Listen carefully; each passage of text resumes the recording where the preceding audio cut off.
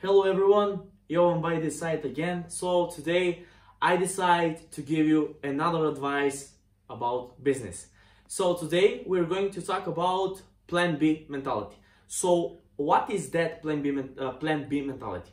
A lot of people, when they are involved in new business or if they start a new business, they don't show up to events, they don't talk with their mentor, they don't follow the strategy and the plan which are given to them.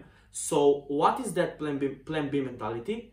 If you want to be successful in your industry, it doesn't matter in which industry you're working.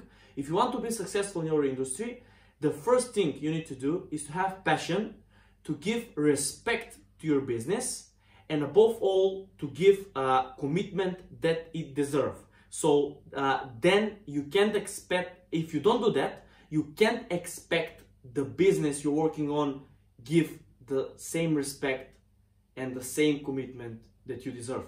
So let's make a conclusion.